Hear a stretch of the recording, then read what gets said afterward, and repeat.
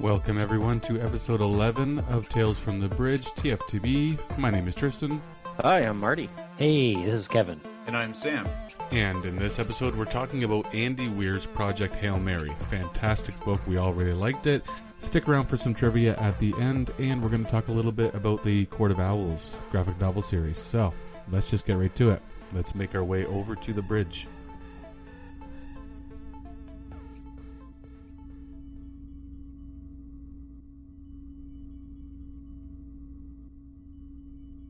Shall we start out with science fiction, science fact? I think so.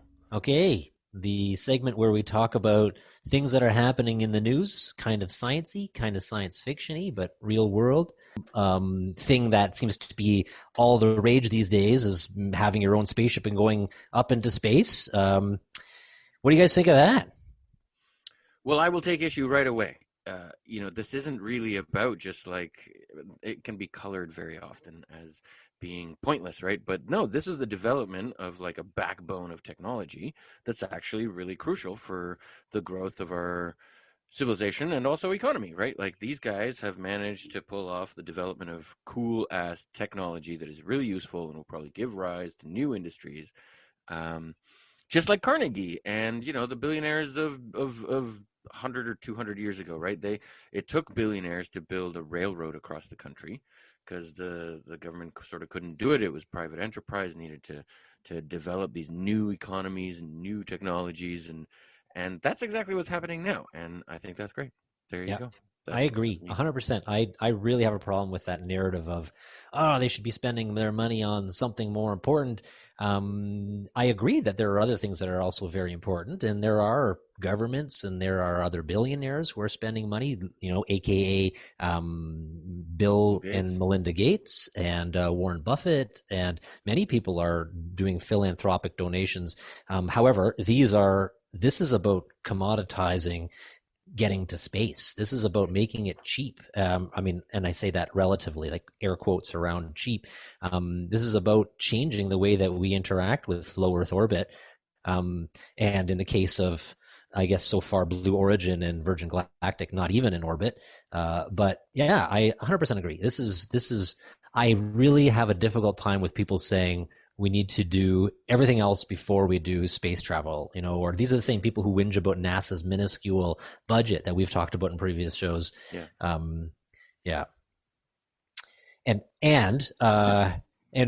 Sorry, Sam, go ahead. No, I agree. I do think it creates it's not broad. It doesn't create broad access right away to space, but these are the steps that you have to take to get any sort of normalcy to space travel. Is rich people get to do it first. And yeah, it's not pretty. Like it does feel like, like who's, like it does feel like a pissing contest. And there's a lot of like ugliness to it in a way, but this is kind of how it works, right? Like where else how else does sort of broader access to space and the normalization of space travel happen, but through a sort of elite group, and then it sort of broadens out. It wasn't that long ago that you had to be an elite fighter pilot and a scientist with 3 PhDs in order to get up to space. Now you can just make a lot of money, and so there's win a lottery ticket for one of the. Yeah, exactly, right. So, it's a little cringy, but at the same time, it does feel like a necessary step to any sort of grander or more broader scope of space exploration. I think it's kind of amazing that these guys have coordinated they've coordinated the carving up of like very different uses and non-overlapping technologies, right? Like the space plane is just a completely different beast than what Elon Musk is making for like, really big rockets, high orbit, trans-lunar and interplanetary. Whereas, like the space plane is very much, I think, like a slam dunk economically. Yeah, I think that's a way better business model than trying to put a hotel in space, and I know they're trying to do that too, but like a space plane is like what the Concorde should have been, right? The Concorde failed. There are a lot of rich people, there are a lot of just wealthy people and upper middle class people that are willing to pay to get to Tokyo or somewhere really far away much faster, right? That is worth money. If you can get there in an hour or 2 hours instead of 12, like that's a slam dunk. Why wouldn't you develop that? And I think that's what Branson's, I mean, he owns an airline company, and so I think it makes sense what he's doing, right? He's making a low Earth orbital vehicle that'll just be able to get you from LA to China or Europe or anywhere a lot faster, and good for him. Sorry, and Virgin is a showy brand, right? They part of what they do with all of their different brands, whether they're mobile phones or music or airlines, is they try to be a little more flashy, and this is ultimate flashiness, right? Yeah. If you looked underneath the little space plane thing, the Virgin emblem was there, front dead center, and trying to live stream it with Richard Branson doing his little chit chat while he was in zero gravity. All that was about showmanship. Totally. And it was, an interesting thing I didn't expect from this is when I was watching some of it, I guess at least later, age matters too, right? He's the oldest of these billionaires by a lot. This is an old guy who went up to space on his incredibly reliable new space plane.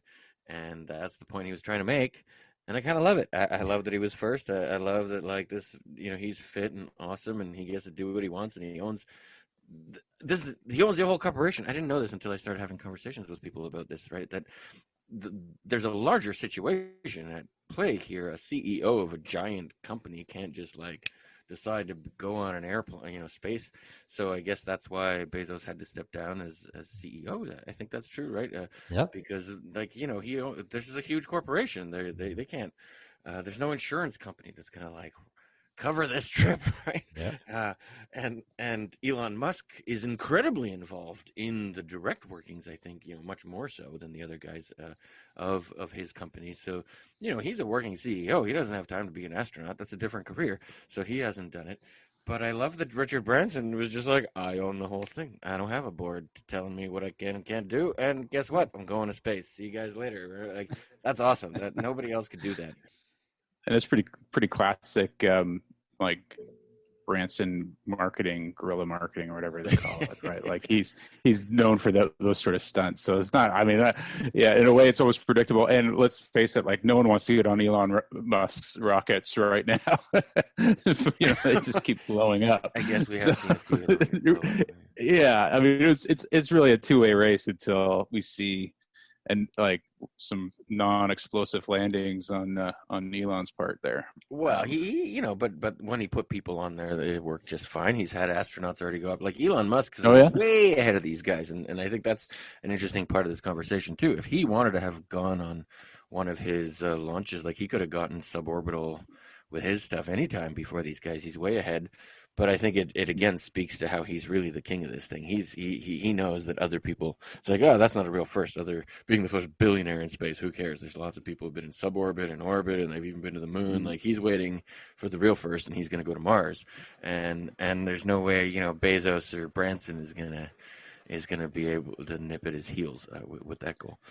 So explain to me what the explosion bits are, because it seems like every week or so there's another rocket attempting a landing, and then it goes out. Right. Is this a different generation of rocket? Is this it's just a booster recovery thing that's going wrong? I'm not clear on that. Well, they've been largely blowing up on landing, and that's sort of the new keystone technology that he's developed that's super different than anybody else. And so far, nobody's been sitting in a rocket, I don't think, that is landing, right? The rockets have put people in space, and they've put astronauts onto the space station, and all that stuff is working fine. But that's just what it takes to develop rockets, I think, right? It's just sort of he's the guy that has the money and the power and the engineering and all this to be doing rocket development as it needs to be done, which is just you got to build a lot of rockets, and you got to launch them all, and you got to figure out what's going wrong, and they expect 90%, or I don't know. However, I'm sure it's no surprise the number that have blown up. It's not like anybody's like, "Oh no, it blew up." It's like, okay, we had 4 reasons it could have blown up this time, and let's figure out which one it is. That's great, right? And they keep learning, and they're getting better. And I think that's why they've had such fast technology development. Like they're just way ahead. They're just doing shit nobody expected. They've been SpaceX has lost their prototypes for Starship, which is their craft that they want to be able to land on a different planet. So their Falcon 9s and their Falcon Heavies have not been blowing up. Those are the ones that they're actually using to carry customer payload into space. The only time they've had any mishaps has been when they've been trying to recover the boosters and when they land, and some of those blow up, but that's after the payload has gotten up into space. The ones that you see lately over the last several months have been the Starship, and those even haven't gone up into orbit. They just go up into kind of the stratosphere, and then they come back down, they glide down, and they try to reorient themselves and land properly. And they did finally do a successful landing a couple weeks ago. So that was the first successful landing, which is amazing because it is a huge rocket to be able to land. Yeah. But question with this, Richard Branson went up to 80 kilometers, which only 4% of those that know about space, apparently, according to Blue Origin, which we might not believe, actually consider to be the level of when you're in space. So most organizations, again, according to Blue Origin, think it's 100 kilometers. And so they didn't get that high. They got up to 80 kilometers. Wow. So they are in the astronaut book, but they are asterisks besides their names that said that they went up to 80 kilometers and not 100. Oh, so interesting. Are they really astronauts? No. Yes. Richard, hey man, they were bouncing around, in zero gravity. I mean, that I think to the common man, that's all that counts. You got the video. Yeah, that's true. You're weightless. They're in zero G. Good enough for me, man. Yeah. Of course, I could do 0G at a few hundred meters and, a Boeing 747 doing an arc. Yeah. Mm-hmm. But and still. That's basically what they're doing, right? I get that, right? And I guess 100 kilometers is probably just more safely into like permanent orbit, right? Like if you get to 100, presumably that's what you need to be able to totally stay. arbitrary. Totally arbitrary. I guess, yeah, the faster you go, the lower your orbit. I'm in the middle of thinking that it's just these rich people doing it because they are definitely privatizing space. Whether it's good or not, I don't know. I don't know if average people have a say in that or not, or if it's something that the government should come up and say, hey, let's do it together. But they kind of are doing it together. Like SpaceX works very closely with NASA. So, I mean, it's not, he also gets a lot of subsidies from their government to do the things he's doing. I don't know.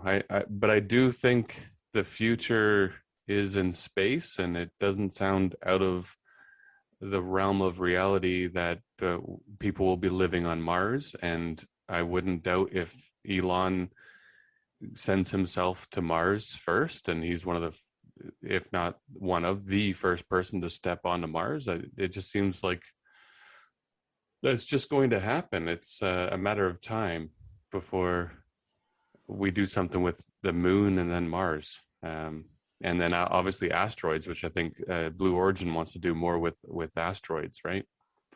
Oh, interesting. Okay. So I was trying to figure out, like, this is what I was saying, right? That it's not a bag of cash in space. These are very different and possibly lucrative in the future industries with different technologies, right? So getting from one place on Earth to another place really fast will become Virgin Galactic specialty. Getting to other planets and that kind of thing will become SpaceX specialty. And now you mention it, right, that being able to go up and catch objects in space, right, and land on them, that is, right, the kind of technology probably that Blue Origin is, because they're very different, right? They have a rocket with a capsule on top, and so it's a launch vehicle that just launches this capsule up into space, and they have nice windows apparently that can see bigger vistas than any other one, and the capsule just gets popped off and you get a nice view of space, and then you come down on parachutes, which is not as smooth a ride as Richard Branson got today, I'm sure. Yeah. So, that's a whole different thing. And I've been trying to wonder what is it about Blue Origin's specialty? And I guess you're right? It's all about sort of just like getting up to a point and attaching onto it, maybe. Mm-hmm. Yeah, Blue Origin, there is a vertical takeoff and landing rocket, much more traditional. They use hydrogen, oxygen. So, part of their shtick is that they are more environmentally friendly. So they're not actually burning any hydrocarbons, but SpaceX is, and so is Virgin Galactic. And because they have a vertical takeoff and landing, they could, in theory, get places faster. So they should be able to leave if they're going to take off from New York and they want to land in Tokyo. They don't have that conventional flying period where they have to get up into the air. So it's a little bit of a more simple system.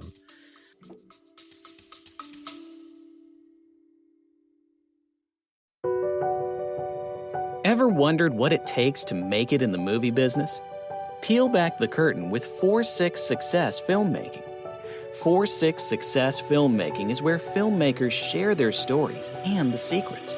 It's beyond competitive out there. There have been movies that it's taken me 10 years to get made. Don't wait to create. Like, you've got to just keep making stuff. Tune into 4-6 Success Filmmaking for your dose of cinematic realness, direct from the voices that have lived it.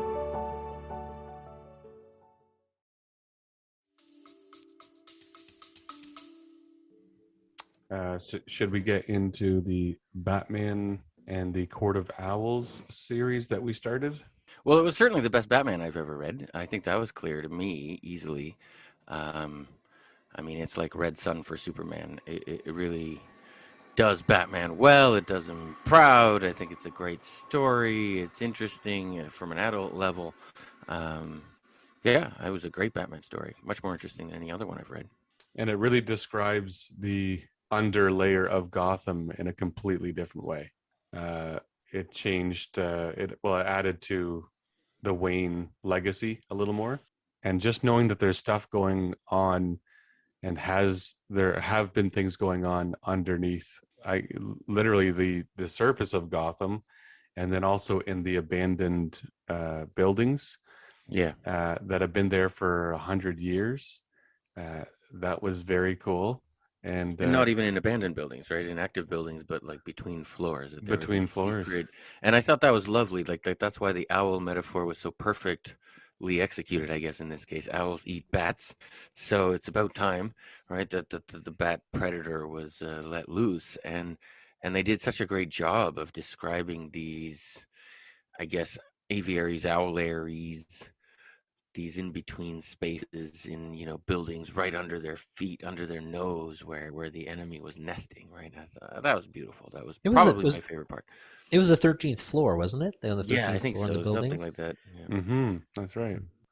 It's a good use of that weird idiosyncrasy of our society where there weren't 13th floors on a lot of buildings, suggesting that in Gotham that there were in fact 13th floors, and they used them for this deep conspiracy of these owl people, which was really, really neat and very dark. I mean, Batman is dark, of course. What I thought was really noteworthy, apart from the Gotham and building on the character of Gotham, which I had never really just even considered, was Gotham as a character, but was Batman and the absurd grit and resilience, right? After being beaten up and starved and not being able to drink for days and fed psychotropics. Right, like it's still being able to be this uber fighter despite all of those hardships was obviously over the top, but comics are meant to be over the top. So I thought it was really good. And then it amped it up, right? Like they made this great supervillain, and then in the second one you're like, oh, and they're like times 100. And I haven't read the next one. I guess I don't know if you have, but I have it, Tristan. So this is you told me there's a volume, Owls, that recaps all the other things, the follows upon those first two volumes of Batman. So there's the Court of Owls, and then the second is the City of Owls, and then And then the Scott Snyder series continues on, and the third one is Death of the Family. And the story takes off like at the end of the second Wait, but book. Death of the Family is the third volume of the Batman series, and it sort of veers away from the Owl plot. But there's a different graphic novel, right, that's published to accompany the Owl plot, which tells you what all the other characters were doing during that night. Well, that's the thing is when they're all released separately and monthly, you've got Nightwing. They incorporated the story of the Night of Owls into so many different characters. I can't list them all because I don't know them all that well. But all of these different series had they would have come together to follow a similar plot line. So there is a copy. I think you can get some sort of complete copy, and that's hardcover. It's probably $150, but it has everything from all the different storylines, all the different characters who wrote, where the writers incorporated the Owl story into it, because you do meet a few different characters, or Batman kind of runs into a few characters that night. But you can tell that he meets them for a moment and then they have their own story somewhere else. So there is a collection you can get to find out all the crazy stuff that happened that night. Kind of like the Civil War. Marvel did that with Civil War, where all of the different writers just incorporated the plot of Civil War in the background or the forefront of their story. So even Punisher, there's a story for Punisher during Civil War. He didn't join the crew, but he had stuff going on at the same time. So it's just the Marvel and DC deciding we're going to have one big event and everyone can kind of just know that that's happening and either write it into your story a little bit or a lot. And Catwoman and Batwoman, like he's got a lot of apprentices involved, I think, in this by this point. It's interesting to see.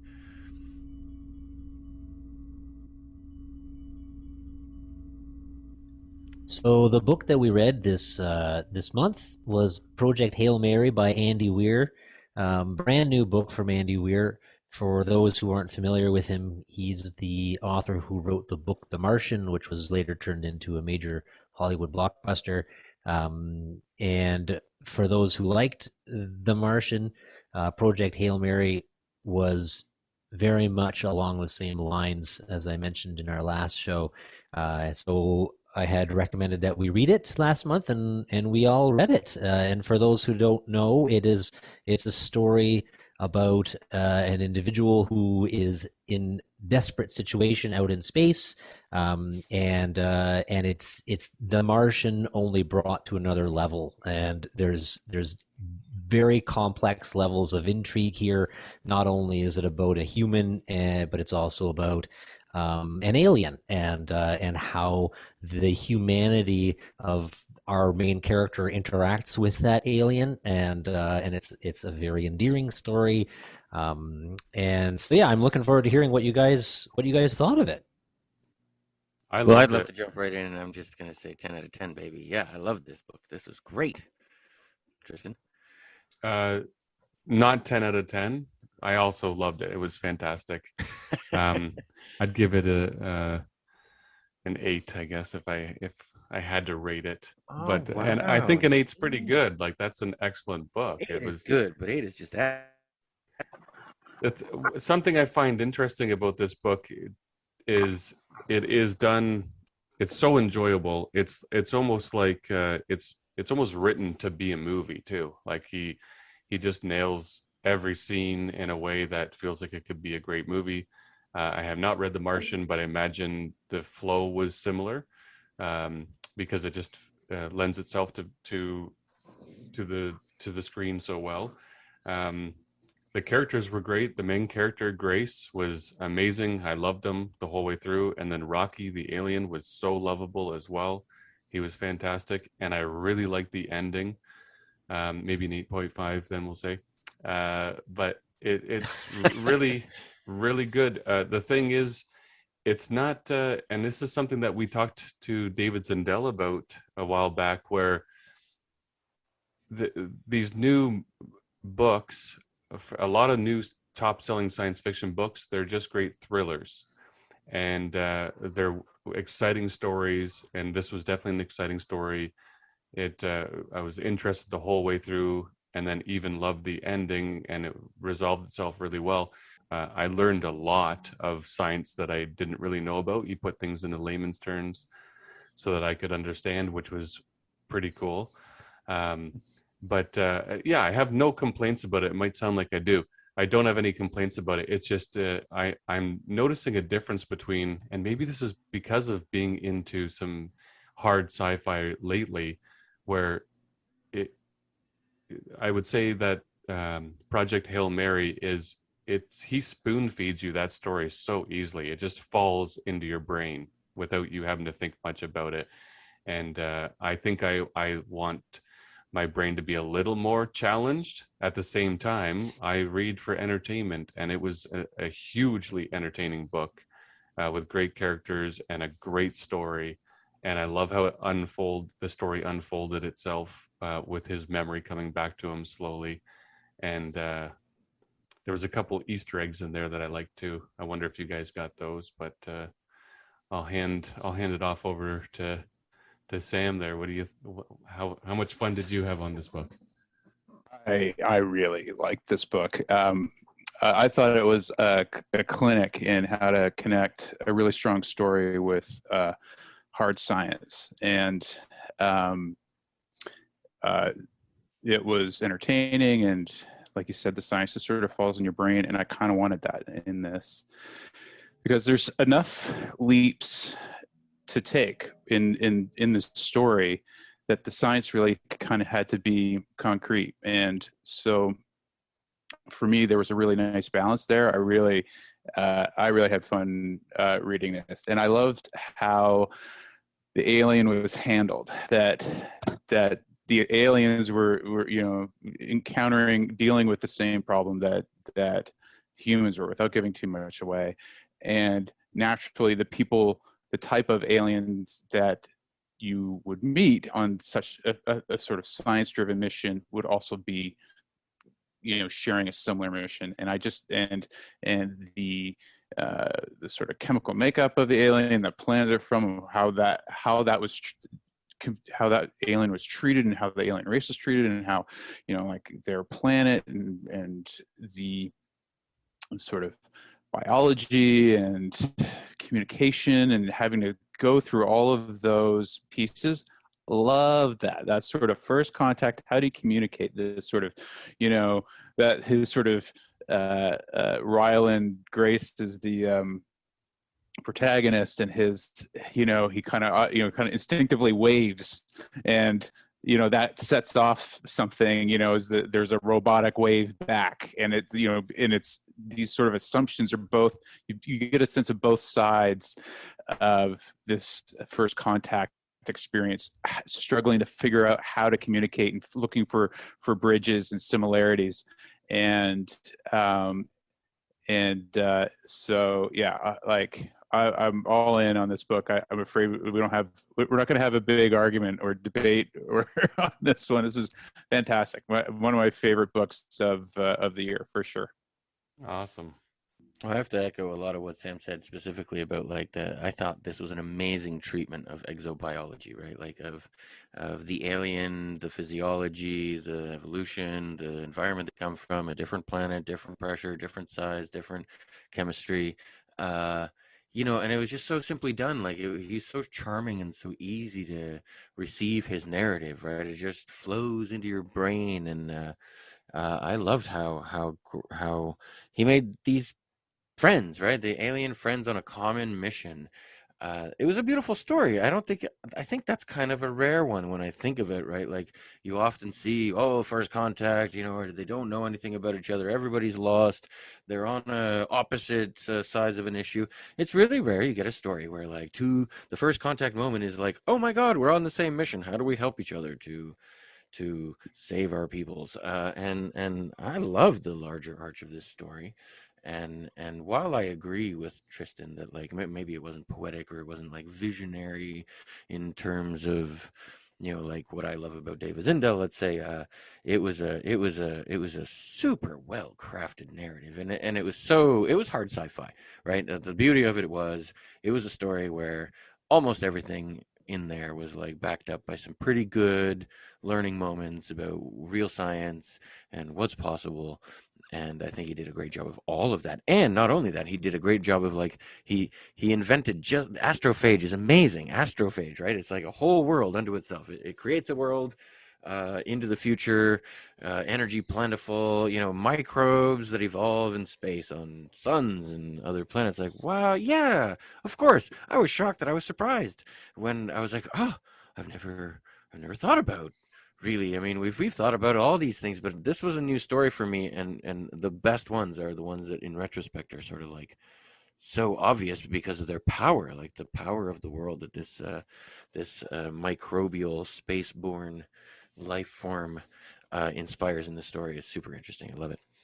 And he didn't. The nice thing about Andy Weir, at least when he did The Martian, not so much Artemis, but in The Martian, is he invented nothing. Really, it was all based on current science. The only things that he really invented in this one was astrophage as this uber energy dense, alien molecule that's causing grief, but it's also causing all sorts of neat opportunities for energy storage.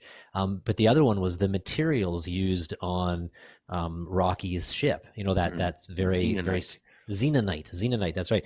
And so if you assume Xenonite and you assume astrophage, and those are the only deviations from our known universe, what can you do with it? Mm-hmm. And that's how he took this story, and he did it so accurately. But that was the only real fictional portion, apart from the entire fact that the whole thing was fictional. But you know what I mean? Like from a science perspective, Yeah. those are the only two things that he had to invent. And I actually really think that's a cool way of doing science fiction. If this is the deviation from our regular physics or our regular world, what would happen around a particular idea? And that's what he did. And to the point around that this was made for a movie, and that it's very easy to kind of comprehend what's going on. You're absolutely right. That spoon feeding of the storyline is refreshing, because we've actually been reading some pretty complex stuff over the last little while, and this was really nice to have that hard sci-fi, but also have it in a way that it was just right there, well written, very accessible characters, that very human characters. Even Rocky is way more human than a lot of the characters that we read from other authors. And that timeline thing of evolving the story through strategically timed rememberings of his past, a little convenient, right? But also, what an awesome way to divulge what happened in the past to the reader and to the protagonist. So it's not as though the protagonist knew. You're learning along with the protagonist with grace. So I actually thought that was a really well thought through approach to divulging the story. For sure. Mm-hmm. And I'm surprised he pulled everything off at the end. It got to a point getting towards the end of the book where a lot seemed to have to come together somehow pretty quickly, and he did it. I remember getting to that last page and being like, this is it, here we go. And he really kind of leaves it to the last couple of pages there. Yeah. So quite impressive.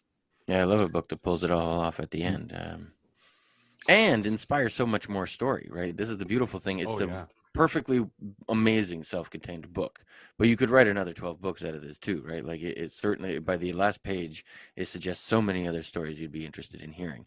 I want to know about what happened on Earth. I want to know what happened over there. I want to know what happened 40 years or 100 years later.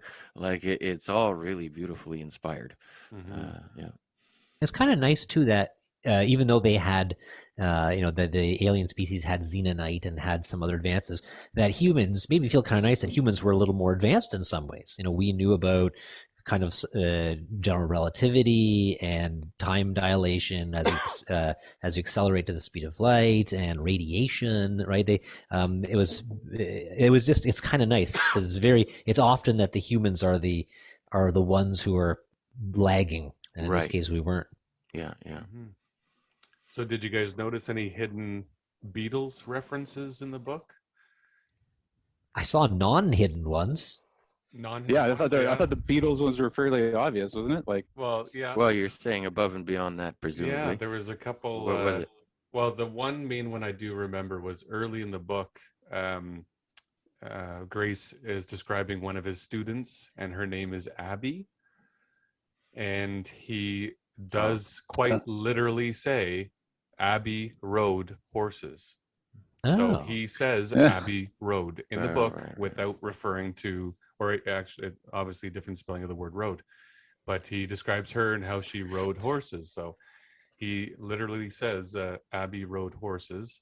And then one other neat one, because the book itself, we should add, is dedicated. Andy dedicated this book to the four Beatles. So that's Oh, nice. that's the dedication at the beginning. Didn't realize that. And of course, you've got the shuttles that are named after the four Beatles. And so we do know that the Beatles were raised Catholic, and Paul wrote about, he refers to Catholicism in a few of his songs, the most popular being Let It Be, Mother Mary. So you've got Hail Mary, and who's inside of the Hail Mary? Grace. Hail Grace. Mary, Grace. Right. full of grace. So he's got Wow. some neat little symbolisms that I kept on trying to look for more, because I thought as soon as I discovered those two, I started looking and couldn't find many more, or maybe I just don't remember them. But I love little hidden things in there, so I think he crafted some neat little Wow. Easter eggs, if that's what you would call them, in the Well, story. yeah, I guess, yeah, you're saying Hail Mary, full of grace. Yeah. The Lord is with thee. I wonder how far deeper into the prayer it goes, right? If you were to track the rest of the story. It's possible. Yeah. Interesting. Yeah. The only way to know is to get him on our show and ask him. That's All right. right. We'll get Yeah. them. You know what I loved is the invented physics, right? So the crucial bit of physics that this relied on is super cross-sectionality. Okay, so that was the crux of the thing that made astrophage able to harvest energy, basically, somehow, and hold it. Well, he didn't even explain how. Maybe he did, how it held it. That was an even more complicated problem. But super cross-sectionality, right? So the thing that made astrophage able to shoot photons of a certain wavelength out of its butt as a propulsion system to get it around space, and get spaceships to get around space, right? Is it was able to catch neutrinos, and you can't get neutrinos to interact with anything, right? So if you could, this was the totally fictional thing that he throws out there. If you could increase the cross section, so this is a particle physics term, the amount that something interacts with somebody else is considered in terms of like an effective surface area for, when they come across each other, they have a certain surface area, and that controls the probability that they interact with each other. Well, neutrinos don't interact with anything, so they have no surface area. So he invented this notion that somehow biology could evolve this ability to be super cross-sectional, increase its ability to harvest certain kinds of particles, in this case neutrinos, which are very high energy. And if you catch two of a certain neutrino and make them bounce into each other, it would turn into a photon, and that photon is sort of the crux of this whole story, technically, scientifically. But it is an impossible event. I mean, if you could catch one neutrino, I think he postulates basically having two neutrinos react against each other to create this high energy photon, and that's totally impossible. But hey, it's like the improbability drive in Douglas Adams, right? Like you would need something like that to make this work, and I think that's great. It's a really imaginative kind of science to base a great story around.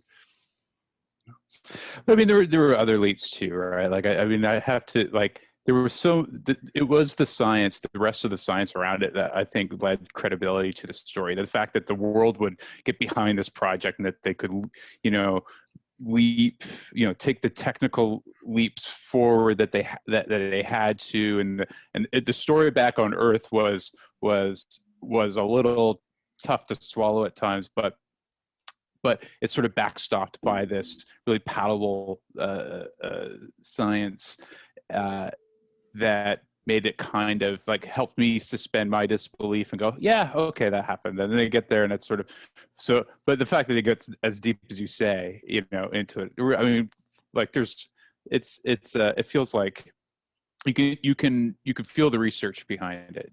Like when you read something like this, you can sense and really get a sense of the work that goes in behind it, and that just lends even more credibility to it. Really, Yeah. makes it so much easier to take in.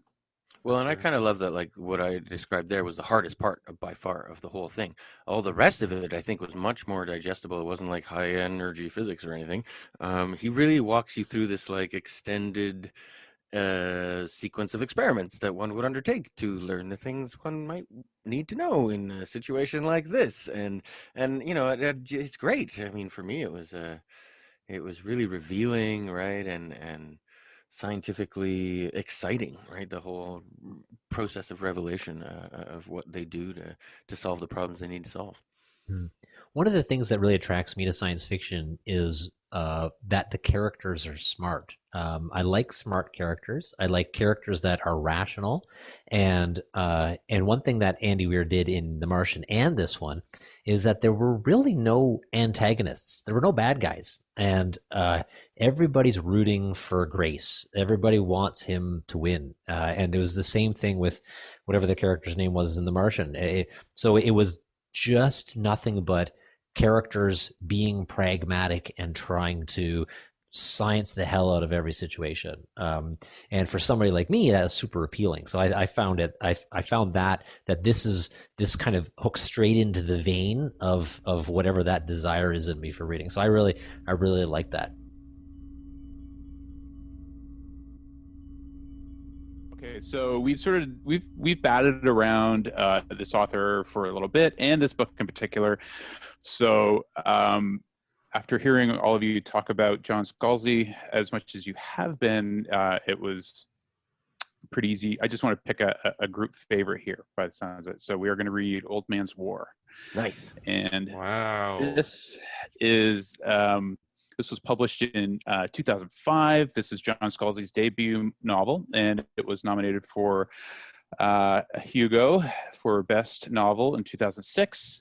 And it's the first in a trilogy, and it's military sci-fi, which I'm a bit of a sucker for. So I'm looking forward to it. And according to Wikipedia, this was actually optioned by Paramount Pictures in 2011. So I don't know, Ooh. sitting somewhere in the development dungeon at Paramount. But yeah, so that's what we're doing this month. Sweet. Awesome. That's great. I've got the first 3 of those sitting on my shelf looking at me, waiting for me. So I'm glad to get to them. I bought this book a while ago, and it's been sitting in my Amazon account. I don't know why I haven't read it, but I will now do so. That's great. Yeah, we haven't done enough military sci-fi. It's true. I think it's time we started. It'll be nice to have a bit of a page turner. How many books are in that series now? Yeah. He keeps getting. I think the more recent books in that series have been increasingly nominated for various awards. I think there might be 5. I could be wrong though. I've seen 5 that look like they're the same artwork, so I'm only assuming that they're part of the same world. Yeah, it looks like if they're not direct, sequels, they're at least sort of in that same world. So I've got Old Man's War, The Ghost Brigades, The Last Colony, Zoe's Tale, The Human Division, and The End of All Things. So is the next, There you go. So, yeah.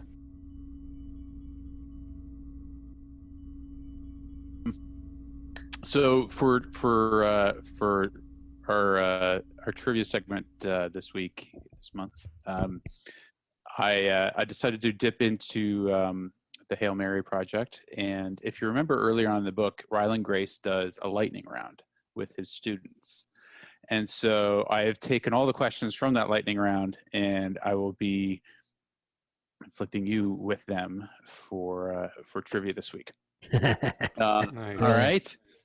So these are real science teachery questions for sure, and it starts off easy, and then it gets a little harder. So we'll see what you guys are made of. You guys ready? Ready. Yep. All right. So first question: What is the actual name of the North Star? Jeff. Polaris. Polaris. Yes. Polaris. All right. So Marty was first on that one. So Marty, in the book, everyone gets a beanbag. I can't do that for you, and I'm not sure you want one, but you win the imaginary beanbag. Second question. What are 3 basic kinds of rocks? Sedimentary. Metamorphic and sedimentary. That's 2. Volcanic. Nope. No. Wait, which 2 are? We've got so far of the 3. We've got sedimentary and metamorphic. We've got one more. Igneous. Anyone? Igneous. Yes. Igneous. That's correct. I feel like you've got more on the line here, Marty, as our staff scientist. So.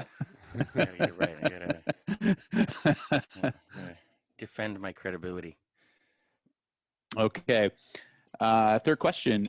What wave do you feel first during an earthquake?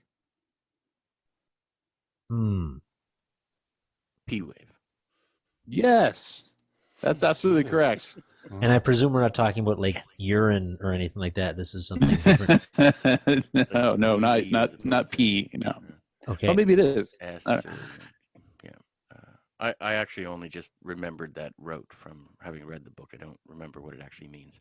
I assume there are like different directions of earthquakes, like up and down versus side to side or something, and that's one of them. You're asking the wrong guy, Marty. I just pulled these out of a book. Hey, man. All right. I think it has to do with urine. Yeah, Nick, I feel like you might be right. This could be a science inside joke. What is the speed of light? It is the maximum speed that light can go. No, wait. What did you say there, Marty? 3 times 10 to the 8 meters per second. Is that right? 3 times 10 to C is what I have from the book. Though I won't dispute that you're, yeah. And that's like just over 200,000 kilometers per second? 3 times 10 to the 8 is 300 million meters per second, so it's 300,000 kilometers per second. I think that's about right. Yeah, maybe it was. I think you're right, Marty. Weird. That sounded really good, Marty. So we're going to give you the beanbag for that one as well. All right, good. Well, I can't get that one wrong. I'm the physicist in the crowd. Speed of light is like my currency in life. Yeah. No, well, you're 4 for 4, in terms of beanbags. Just for the record, I would have gotten none of these. So I don't even know that I would have gotten the Polaris one. So yeah, to me that's a bakery downtown. So, what is the nearest star to Earth? Vega? Proxima Centauri. Oh. Or Alpha Centauri. Actually, Alpha Centauri is the second closest. Right. And it's not Proxima Centauri instead? No, it's the sun. Or Alpha Everyone got it wrong in the book too. So someone goes, Alpha Centauri, and guys, like, did we even read this book or what? Come on, way at the beginning. All right, and finally, what is the radius of Earth?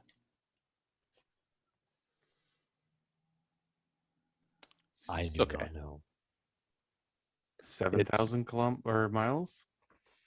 7,000 miles? 20,000 kilometers? 25,000 kilometers? No, none of it.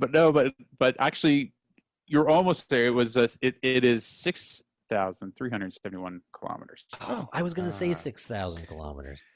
And this is the part, and the only reason this one sort of stuck out for me was in the book.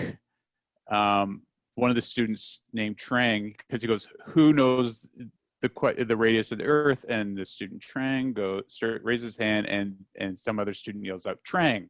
And he goes, "That's not the." And he goes, "Well, Trang was going to answer." So, anyways, that is trivia for this episode. Good ones.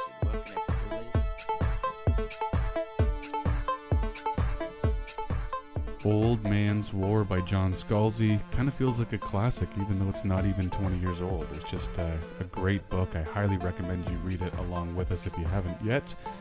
All right, episode 12 comes out very soon, and we're talking with Carl Schrader, the hard Canadian sci-fi writer. His stuff is great. Join us for that conversation. Thanks, everyone.